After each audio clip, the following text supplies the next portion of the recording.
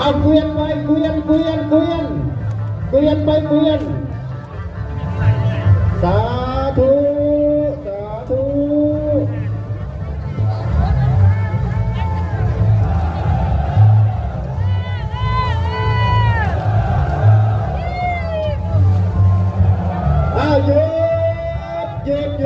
หยุดเอานั่งลง3 ครั้งเหมือนเดิมทุบัดนี้1 2 3ก็จะผ่าน1 2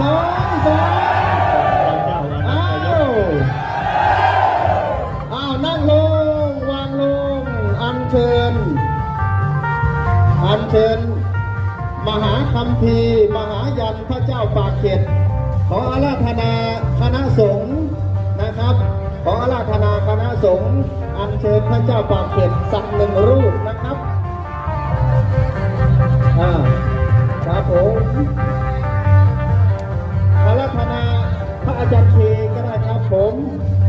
ให้หลวงพ่อเพียรไทยอาราธนาคณะสงฆ์1 รูปนะครับได้เชิญพระเจ้าอนันตยศได้เชิญพระเจ้าปากเกร็ดนะครับต่อไปบนหลวงพ่อบุญทิกับยาวที่10หลวงพ่อสำเร็จจะได้อัญเชิญนะครับ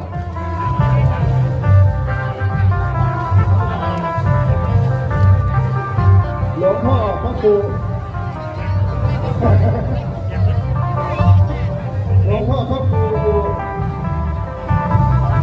พุทธิปัญญาวิสิทธิ์หรือ